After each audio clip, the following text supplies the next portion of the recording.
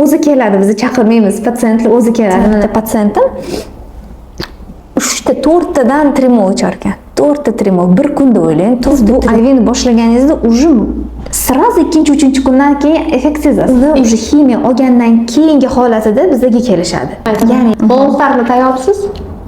Da, давайте ketdik. Savollaringizga javob beraman. IV terapiya bu modami yoki reально ishlaydigan metodmi? Mana o'zi nima? Hozir o'zi IV terapiya просто капельница desam bo'ladi.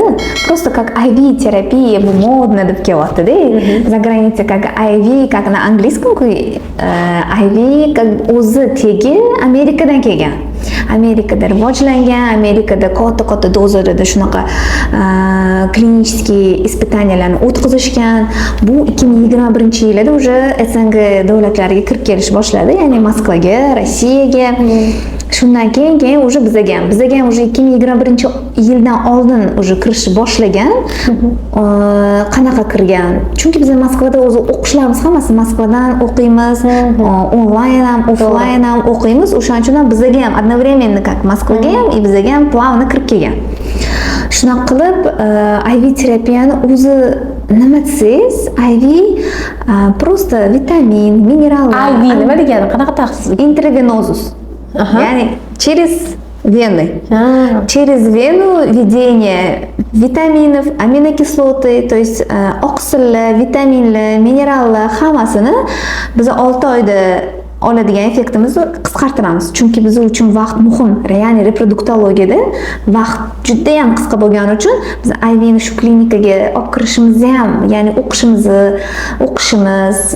shu sohaga kirib kelishimiz ham biz uchun vaqt senniy bo'lgani uchun reproduktologiyada shu narsani tanladik. Ya'ni shu 10 kun ichida, конечно, 10 kun ichida biz tez effektga erishamiz, no dальше yana harakat qilishimiz kerak, ya'ni dorilarimiz kamayadi. Ichib yuradigan batlar ham, biologически aktiv добавкаlar ham, qolgan dorilar ham kamayadi. Chunki основной metaboliический процессni IV terapiyada yurg'izib yuboramiz. И simptom воспалениyani tezroq erishamiz tushirishga. Chemam 3 oy, 6 oy ichib yurgandan ko'ra. Получается, IV tez usul. Da.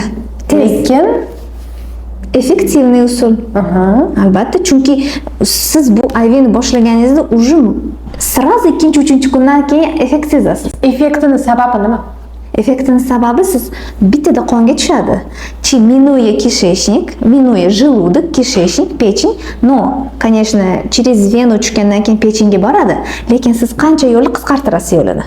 Etdan so'rilishi bor. Tabletkani ichganingizdan keyin 100% dan 30% so'rilishi mumkin. Chunki hammada gastrit bo'lishi mumkin, yazva bo'lishi mumkin, kishechnikda problemalar bo'lishi mumkin. O'shalarni minovat qilib biz через venu yuborganimiz uchun effekt tezroq sezamiz. Lekin baribir IV terapiyada aytyapsiz, birinchi nimadir qilamiz, to'g'rimi? Ya'ni nima qilamiz? Vоспаление nimalardir olamiz. IV terapiyani o'zida, kapelnitsani o'zida vоспаленияni olamiz. Ya'ni shunaqa preparatlarimiz borki, biz o'sha vоспаленияni ko'rsatkichlari, ya'ni selektivniy belok, fibrinogen, ferritin, bular belki o'sri fazi, ya'ni vоспаленияni, xronический vоспаленияni ko'rsatkichlari hisoblanadi. O'shalarni tushirib, xronический vоспаление o'zbek tilida surunkali kasal, surunkali yallig'lanish. Ya'ni surunkali yallig'lanishi shu ko'rsatkichlar orqali biz IV terapiya orqali birinchi moment shuni tushiramiz. Tushirganimizdan keyingina уже восполнять qilamiz. Ya'ni oqsil yetishmovchiligimi oqsil qo'yamiz. Vitamin yetishmovchiligi, minerallar yetishmovchiligi shularni sekin qo'shib qo'yib, o'shaning uchun ham 10 kun, 12 kun bir xillarda bo'lib tashlaymiz. 5 kunda vоспаление tushiradigan, ya'ni surunkali yallig'lanish tushiradigan detoks sistemani ishga tushiradigan kapelnitsa qilamizda dam beramiz kasalga. Ya'ni shu davom etadi. Bu IV'dan keyin yana effekt sekin долгосрочный davom etishi mumkin. Agar 5 kun biz vоспаленияni tushirsak, undan keyin yana IV qanchadan keyin dam olib olamizmi? Da, yana keyin olishi mumkin. Bo'lib tashlash mumkin. Hammaga shuncha individualni deymiz. Nimaga? Chunki hammani venasi ham har xil. Kimdadir venasini biz bitta venasi bor ekan, shunga tushamiz, 10 kun shunga podrat qilamiz deb qilmaymiz-da, venasiga dam berib shu vena bu venada rubets bo'lib qolmasligi uchun. Rubets bo'lib qolsa bu venaga, ya'ni fibroz, o'sha qatillab kirishi mumkin venaga. Bu venamiz bizni saqlab qolishimiz mumkin. Shuning uchun IV terapiya vaqtida обязательно venalarga yordam berish uchun Detralex, har xil dorilarni beramiz, поддержка qilishimiz uchun venaga. Hammaga intiladi. Yaxshi venalar 10 kun olishi mumkin. Yomon venalarga dam berishimiz mumkin, chitizdan keling deyishimiz mumkin. O'shaning uchun har doim yaxshi ko'raman individualni. Hamma aytadi, 10 kun har kun olamanmi? Yo'q, ko'ramiz. Venangizga по ходу IV terapiya hal bo'ladi. O'zi yilda necha marta olish kerak? Yilga buni ham individualni deya olaman. Nimaga desiz? Chunki analizlarga qarab, agar analizida patsiyent o'zini xohishiga qarab, agar rostdan ham patsiyent dori ichish yomon ko'rsa, IV terapiyani положительный qabul qilsa, ya'ni rostdan ham shu narsadan effekt olgan bo'lsa, o'zi keladi, bizni chaqirmaymiz, patsiyentlar o'zi keladi. Mana yaqindagi ham patsiyentimiz, oldim, zo'r bo'ldim, 6 oy bo'ldi уже, yana olishim kerak, hali ahvolim yaxshi deyaptilar. Olishim kerak yana. Analizlar topshirtiramiz, lekin u patsiyent уже biz bilamiz, boshidan bilamiz. Hamma analizlarni topshirtirmasdan o'sha kerakli o'ziga analizlarni topshirtirib, yana поддерживающий, xuddi shunaqa aytganimdek, hali Amerikada sog'lom odam kapelnitsa olar ekan ularda. Sog'lom odam kapelnitsa olgan uchun xuddi bular ham shunaqa qilyaptilarki, yana чтобы o'sha eski holimga qaytalamasligim uchun menga yana kapelnitsa yozib bering, shuni men поддержка qilib yuray degan holda yana обращаться qildilar-da bizga. Endi shunaqaga qarab, легкий detoks, yana oqsil восполнение, temirlarni восполнение qilib protokol tuzib berdik. Agar masalan bir kunda mana ishi bor odamlar aytdingiz-ku, boya что ishi bor odamlar o'tirib olgan deb Amerikada. Ya'ni bizda ham shunaqa insonlar bor. Vaqt chegaralangan. Qanaqadir vaqt aytasizlarmi yoki qanaqa bo'ladi masalan olish vaqti immundan? Olish vaqti mana yaqinda o'qib kelgan o'qishimizda ham erta kechqurun olishar ekan. Organizmga bog'liq deyapti. Kimdir kechqurun ko'tara oladi kapelnitsani, kimdir ertalab. Kechqurun olishadigan insonlarimiz ko'proq ishlaydigan insonlar deyaptilar. Xuddi shunaqa o'sha kateterlarni qo'yishyapti, bemalol bukilishi mumkin, kompyuterda bemalol shug'ullanib o'tirishadi, kapelnitsasini ham oladi kechqurun ketadi. Uning uchun отдельно individualniy medsestra tayinlanadi, yonida va vrach ham bo'lishi kerak, chunki kapelnitsa olayotganda обязательно vrach, biz bilmaymiz qachon reaksiya berishi mumkin. Hozir oddiy fizrastorga ham reaksiya berishi mumkin. O'shaning uchun обязательно vrach ham, medsestra ham bo'lishi kerak. Bizda ham bo'ladimi shunaqasi? Tulayda ham bo'ladimi? Biz ham endi xudo xolisa yo'lga qo'ymoqchimiz. Terapiyani deydi Amerikada prosta sog'lom yashab yurgan odamlar bor-ku, prosta kelar ekanda, shuni kelib men kapelnitsa olay derkanda, tabletka ichib yurishga vaqti yo'q, tabletkalarni olib yurishga vaqti yo'q. Hammasi ish bilan mashg'ul bo'lib ketgani uchun shunda borar ekanda, tez kapelnitsalarni olib, shunchalik darajada ular minalarni chiqarishgan, yumshoq, ham qo'lni qayiltirib, bizda qo'l qayiltirish mumkin emas-ku, qo'lni qayiltirib yashab kompyuterda ishlashga moslashtirilgan minalarni chiqarishgan, чтобы kirib ketmasligi uchun, dальше повредить chiqib ketmasligi uchun venalarni shunaqa qilishganki, kompyuterda o'tirib bemalol ishlashlik uchun o'tirib bemalol ishlab ham ishni ham qiladi kompyuterda, ham lechениясini ham oladi, ketadi dальше. Nimaga sog'lom odamlarga gapirasiz? Sog'lom odamlarga чтобы hamma odam hozir baribir defitsitda, to'g'rimi? Defitsitda sog'lom odam o'zining defitsitini to'ldirish uchun dальше prevensiyada bu profilaktika oldin ham bizda ham vuzlarda o'qitishgan-ku, первичная profilaktika, вторичная, третичная o'sha profilaktikalarga qarab, ular ham profilakticheskiy prevensiya. O'shaning uchun hozir bizda modniy kirib integrativная, integrativная meditsina. Prevensiya bu profilaktika, integratsiya уже kasallik развиваться qildi, uni lechенияsi. Bu integratsiya qildi. O'sha narsani aytayotdi-da, как бы sog'lom odamlar olyapti bu narsani. Faqat kasallar emas, kasallarga уже biz o'rganib qolganmiz. Faqat мы лечим только больных, а мы не профилактика qilmaymiz deyapti-da. Faqat lecheniya. Bizda ham hozir faqat lecheniya. Kasal bo'lsa keladi bizga ham. Hech qaysi sog'lom odam kelib bo'lmanga kapelnitsa qilib qo'ying. Kapelnitsa xayolligida invazivniy metod, voy kapelnitsadan bir xil qo'rqadi-ku, a za granitsay hech qaysi qo'rqmaydi. Naborot menga kapelnitsa qilib, tez olib, tez восстановиться qilib, tez yurib keting, tez. Effektivniy narsami?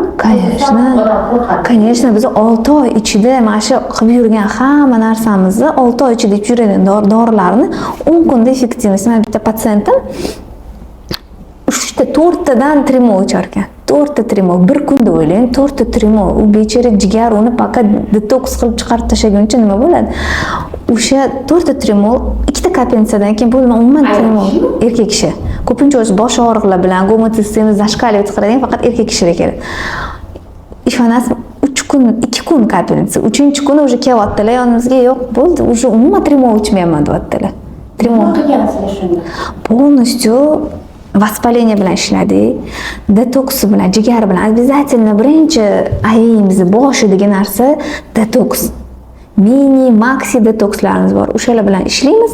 O'shalar tushgandan keyin o'zi toksinlar chiqqandan keyin amyak вообще balanadi. Amyak tushirgandan keyin amyak nima qiladi? Miyada отек создавать qiladi. Ya'ni aytamiz, boshimda черепное давлением bor. O'sha черепное давлениyaning negizi nima? U отек. Отекka amyak qiladi. Amyak o'zi normada bo'lishi kerak.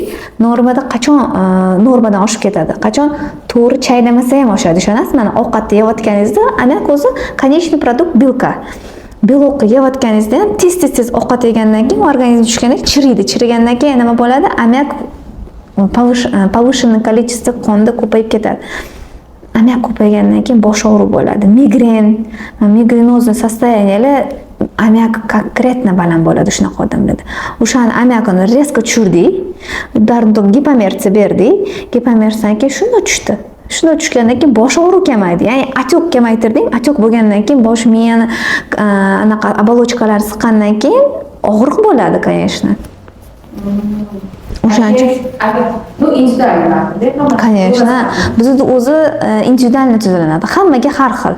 Masalan, kim masalan birovni protokoli bilan birovni protokoli mana shuncha paytdan beri qilayotgan protokollarimiz hozir bunday bitta qarab bilsa, hech kimniki bir-biriga o'xshamaydi. Shuning uchun ham har kungi narx ham har xil chiqadi-da.